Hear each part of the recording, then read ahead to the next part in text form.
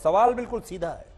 3% से कम कुर्मी जाति के नेता नीतीश कुमार अगर मुख्यमंत्री बन सकते हैं, 14% की आबादी वाले यादव समुदाय से अगर तेजस्वी यादव उप मुख्यमंत्री बन सकते हैं, तो फिर 18% की आबादी के साथ कोई मुस्लिम नेता मुख्यमंत्री क्यों नहीं बन सकता और उप मुख्यमंत्री क्यों नहीं बन सकता। और बिहार के मुसलमानों में अब ये जागृति इस नई जातिगत जनगणना के बाद आ गई है। अब ये तेजस्वी यादव को देखना है, लालू यादव को देखना है, नीतीश कुमार को देखना है कि वो इस नई मांग के साथ क्या करते हैं। इस मुद्दे पर आज बिहार में एक सर्वदलीय बैठक बुलाई गई थी, जिसमें बीजेपी और दूसरी विपक्षी पार्टियों ने सरकार की इस रिपोर्ट पर कुछ आपत्तियां जताई और कहा कि सरकार ने अब तक इस जनगणना को लेकर जानकारियां सार्वजनिक क्यों नहीं की हैं और सरकार ने आर्थिक और सामाजिक स्थिति से जुड़े आंकड़े भी अब तक जारी क्यों नहीं किए। इस पर बिहार की सरकार ने कहा है कि अभी इस रिपोर्ट को पूरी तरह से सार्वजनिक करने में 1.5 महीने का समय और लगेगा और सरकार बिहार के लोगों की आर्थिक और सामाजिक स्थिति का पूरा विवरण भी इस रिपोर्ट के जरिए लोगों के सामने प्रस्तुत करेगी। हालांकि अभी इस रिपोर्ट को लेकर बिहार के लोगों में खुद भी बड़ा कंफ्यूजन है और कंफ्यूजन यह है कि सरकार अब तक इस बात को स्पष्ट नहीं कर पाई कि ये जनगणना है या फिर ये एक सर्वे है। एक बड़ा मुद्दा है, ये जनगणना है या सर्वे है। सर्वे और जनगणना में मूल अंतर यह है कि सर्वे में सभी लोगों को शामिल नहीं किया जाता, बल्कि इसमें कुछ लोगों से बातचीत करके एक डेटा तैयार किया जाता है। इसमें सैंपल साइज की मदद ली जाती है। एक बड़े लोगों का प्रतिनिधित्व एक छोटा सैंपल साइज करता है, जबकि जनगणना में सरकार हर व्यक्ति तक, हर घर तक, हर परिवार तक पहुंचने की कोशिश करती है। और यहां समस्या यह है कि बिहार की सरकार इसे जातिगत जनगणना कह रही है, जिसका मतलब यह है कि सरकार ने राज्य में सभी लोगों से उनके घर जाकर, उनसे मिलकर उनकी जातियों का डेटा इकट्ठा किया होगा और फिर यह रिपोर्ट तैयार की होगी। और बिहार में सरकार की तरफ से कई नेता भी इस बात को कह रहे हैं, लेकिन बिहार में लोगों का एक बड़ा वर्ग ऐसा भी है जो इस रिपोर्ट पर सवाल उठा रहा है और इनका कहना है कि उनके घर पर जब जनगणना करने के लिए कोई टीम आई ही नहीं, किसी ने उनसे कोई सवाल पूछा ही नहीं, तो फिर सरकार ने यह रिपोर्ट तैयार कैसे की। इसके अलावा बिहार के लोग ये भी कह रहे हैं कि बिहार के जो लोग दूसरे राज्यों में रहते हैं, उनकी जातियों की गणना कैसे हुई और जनगणना के दौरान लोगों ने जो फॉर्म भरा उसमें अपनी सही जाति ही बताई होगी, इसे सरकार ने कैसे सुनिश्चित किया। ये सारे सवाल बिहार के लोग आज पूछ रहे हैं और ये शिकायतें सिर्फ एक जिले से नहीं आ रही हैं। आज हमारी टीम पटना, गया, मुजफ्फरपुर और दरभंगा के कई इलाकों में गई, जहां बहुत सारे लोगों ने कहा कि इस जातिगत जनगणना के लिए उनके घर पर कोई नहीं आया, इसलिए यह रिपोर्ट सही हो ही नहीं सकती। बिहार सरकार का यह कहना है कि इस जातिगत जनगणना को कराने में उसके 500 करोड़ रुपए खर्च हुए हैं, लेकिन अब लोग पूछ रहे हैं कि जब उनके घर पर कोई आया ही नहीं, किसी ने उनसे बात करके डेटा लिया ही नहीं, तो फिर ये 500 करोड़ रुपए किस चीज पर खर्च हुए। हम इन आरोपों की पुष्टि नहीं कर सकते, लेकिन बिहार के लोग आज क्या कह रहे हैं ये हम जरूर पूरे देश को दिखा सकते हैं, सुना सकते हैं।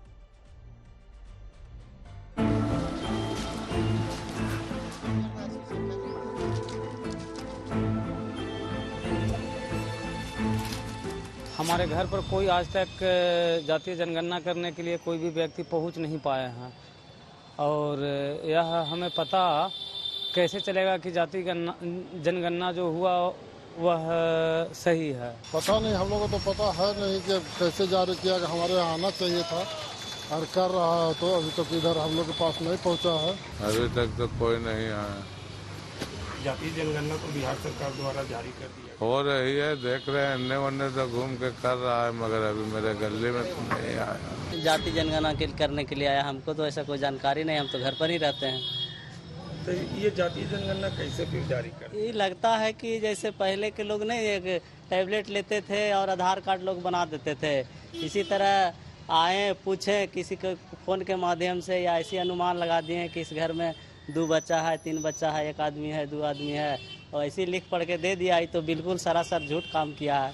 मेरे घर पर वैसा कोई भी व्यक्ति जनगणना के लिए नहीं आए थे और ये जो भी जनगणना हुआ है ये एक कमरा में ऑफिस में बैठ करके किया गया है। अच्छा यार, जातीय गणना वाला आपसे आके पूछा था? लिया नहीं आया था। नहीं आया था? नहीं, कोई पूछने नहीं आया? कोई नहीं पूछने आता, कोई भी आए हुए नहीं क्या, कैसे बता देंगे सर, बताइए। जातिगत वाला आया था, कोई पूछने आया था किस जाति से? नहीं आया था सर, कोई नहीं आया था। कोई नहीं आया था। तो जातिगत जनगणना वाला पूछने आया था यहाँ पर? कोई नहीं आया था। कोई नहीं आया था? कोई नहीं आया था।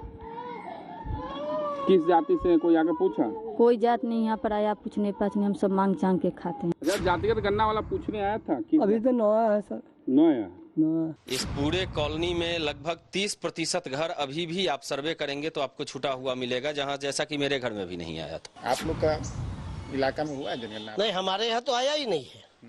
क्या नहीं? हमारे यहाँ तो जातीय जनगणना करने वाला कोई एक शख्सियत भी पूछने के लिए नहीं आया, यानी हमारे क्षेत्र में भी नहीं आया है। उनको ये नहीं आया है, न इसकी कोई जानकारी है। हाँ, ये हुआ कि जानकारी पूरे बिहार का हुआ है, ये जानकारी है, लेकिन मेरा क्या है, मेरे यहाँ का क्या हुआ, क्या वो उसके विषय में कोई जानकारी नहीं।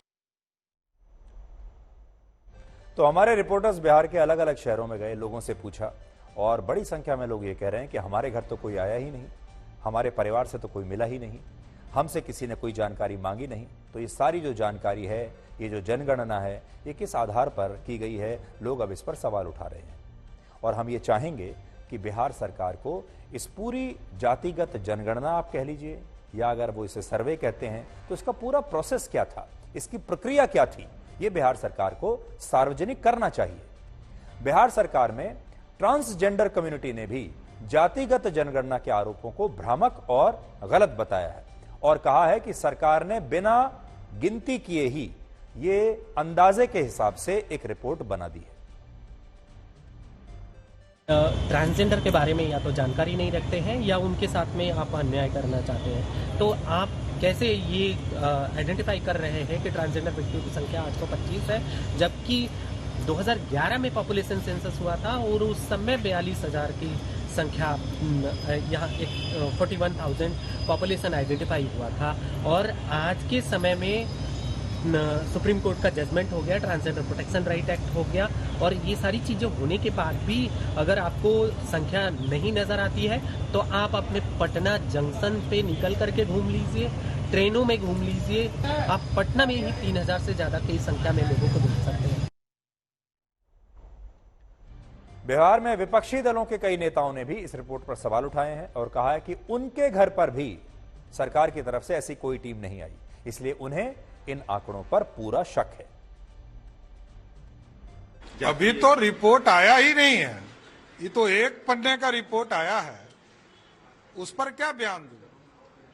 अभी तो जातीय आंकड़े दिए गए। नीतीश कुमार जी की सरकार को जातीय सर्वेक्षण का जो रिपोर्ट जारी किया, इसके मैकेनिज्म को समझाना पड़ेगा और इसके साथ साथ जो आर्थिक रूप से विकास हुआ है पिछले 30-32 वर्षों में, इसको बताना चाहिए। पता नहीं इसके पीछे क्या उद्देश्य है, लेकिन ये सच है कि बिहार आज देश का सबसे गरीब और बीमारू राज्य है और आज भी लगभग 38% लोग बिहार में भारतवर्ष में सबसे ज़्यादा गरीबी रेखा के नीचे हैं। तो आखिर ये जातिगत जनगणना क्यों? जब पूरा बिहार पिछड़ा और गरीब है तो इसका लाभ क्या होगा?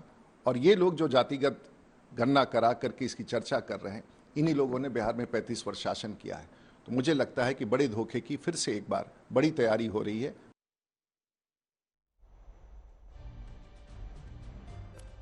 तो ये एक बड़ा मुद्दा बनने वाला है आने वाले चुनाव में, और हमने आपके सामने विपक्ष का पक्ष भी रखा, उनकी रणनीति क्या है, और हमने आपके सामने बीजेपी का पक्ष भी रखा कि उनकी अब इस मामले पर क्या रणनीति हो सकती है। लेकिन हम इतना जरूर कहेंगे कि जब इस तरह के सर्वे होते हैं या इस तरह की कोई इतनी बड़ी जो कवायद होती है, उसके पीछे कोई ना कोई प्रक्रिया, कोई ना कोई प्रोसेस फॉलो किया जाता है। और बिहार की सरकार को ये जो सारी गलतफहमियां हो रही हैं, इसके बारे में अच्छे से या तो एक प्रेस कॉन्फ्रेंस करें या फिर मुख्यमंत्री या उप मुख्यमंत्री सामने आए और बताएं कि इस जनगणना के पीछे उन्होंने कौन सा प्रोसेस अपनाया है, कौन सी प्रक्रिया अपनाई है, कितने लोगों से वो मिले हैं, ताकि जो तरह तरह की बातें सामने आ रही हैं, इनके बारे में सही से जानकारी लोगों तक पहुंचे।